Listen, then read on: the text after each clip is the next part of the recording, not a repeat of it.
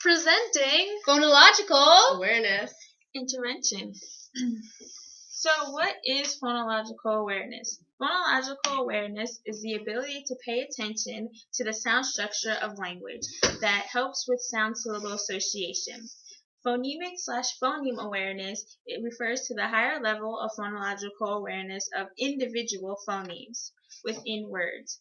Now, phonological awareness is not considered a useful everyday skill, but it helps aid in the speech development and also the prevention of difficulties in literacy acquisition. So basically what this is they want to be able to have the child hear the sound, see the sound, say the sound. So some of the activities that are included in phonological awareness is blending, segmenting, rhyming, syllable identification, phoneme identification / isolation, phoneme manipulation, elisions, and alliterations. And we're going to go into more details in some of the fewer slides. So who are considered good candidates for this approach? Well, according to Williams and Associates, all children with speech-sound disorders are good candidates for phonological awareness therapy. Most importantly, children that have the physical potential to improve their speech and also the cognitive capacity to use this approach, especially children with poor phonological awareness. So some examples of these types of children would be children with phonological disorders, childhood apraxia of speech, articulation errors, atypical phonological processes, language disorders, and low vocabulary skills. Who this would not be helpful for would be children with good phonological awareness skills, because considering using traditional articulation therapy, they still are able to gain the same benefits, and also children who have broader language and cognitive difficulties. Okay, now we're moving into phonological awareness intervention. This umbrella shows what we're targeting. One of the most key points to this is phonemic awareness isolation, and that is the ability to take a sound and know what it is, say it, and have that sound structure in your mind and then play with it like in blending. And this has to do with like a sound structure, so the ability to know like CVCs and how words are created. Okay, so in our next part what we're talking about is what different activities can we do for intervention. So today we are going to work with phoneme identification isolation first, because clients who are at risk for phonological awareness issues have to be able to identify and isolate individual sounds to be able to develop early literacy skills.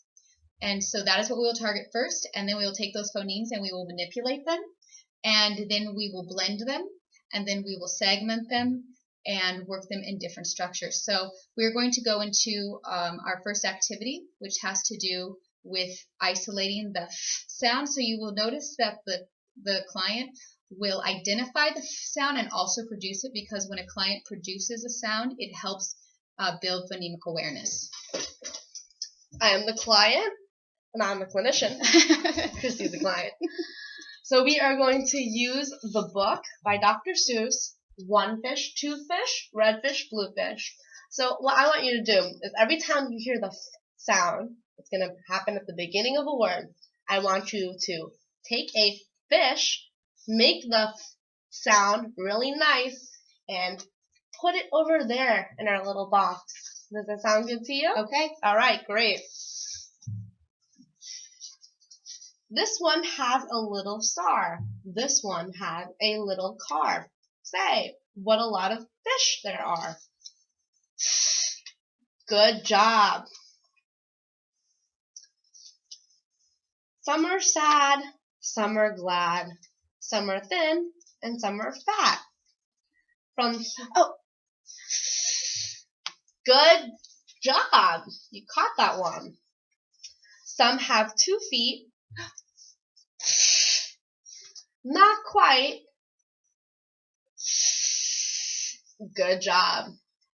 Now we're moving to the next activity, which Christy will demonstrate as the clinician this time. I'll be the clinician now. So now we're taking the sound and we're applying it a little bit more through discrimination.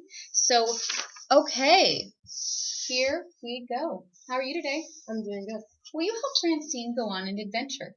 I would love to. Okay, so Francine lives in a pond and she loves things that start with f. But in her pond, there are no things that start with f. So she leaped out of her pond to find things that start with f.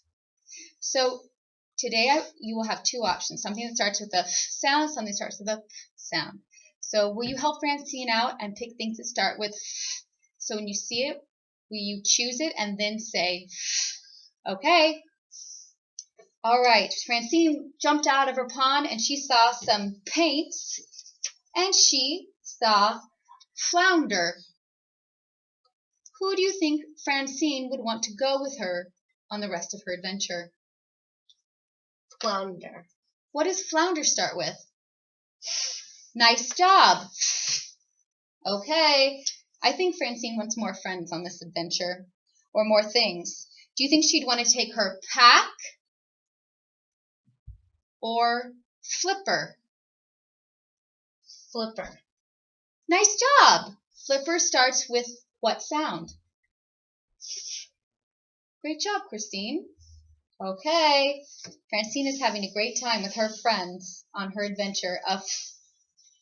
All right, Francine and her friend Flipper see someone who has a fork.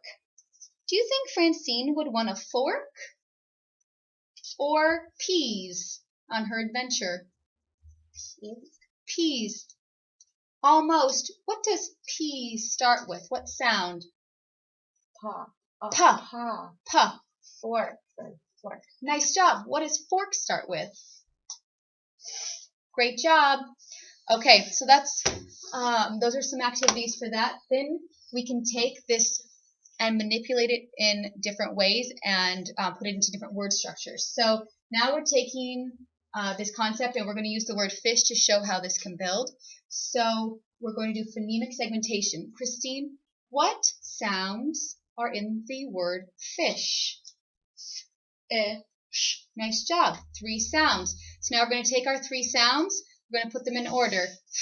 Ish. Okay, will you please blend ish? What does that say? Fish. Okay, and so that's an example of segmenting and then blending. So we have another method, which would also be elision or phoneme deletion. So what you do is you take a word and you delete a sound from that word. So we will use the word fish again. So for example, what is fish without the f sound? Ish. Good job. We also have phoneme manipulation, which is similar to phoneme deletion, but instead of deleting a sound, we manipulate or substitute a sound. So for example, we'll use the word fish again. So if we take away the sh sound from fish and we replace it with a p sound, what do you get? Fit. Good job. What if we take the t sound and we replace the sh sound in fish? Fit. Good job. Nice. Okay, now we're going to transition to the research that supports these activities.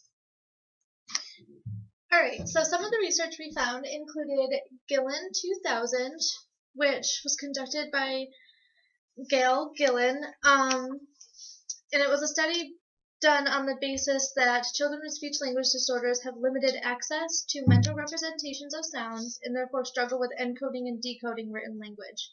She aimed to develop phoneme awareness and graphing phoneme knowledge rather than correct speech production, and to do so she implemented the Gillen Phonological Awareness Training Program. So she took kids that had speech-language impairment and she split them into 3 groups, one receiving phonological awareness intervention, one receiving traditional intervention, and one receiving minimal intervention, and then she had a typically developing group.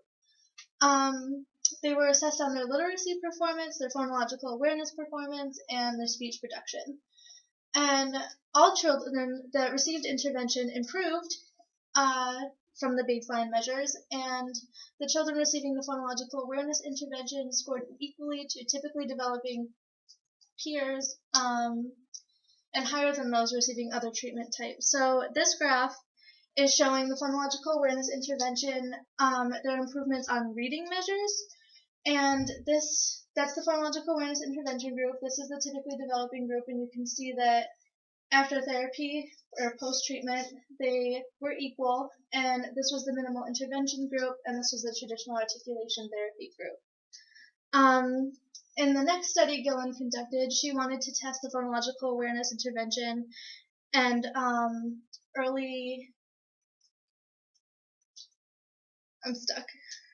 Early literacy, early intervention. Should we pause it? Yeah, pause it. I feel like up to this point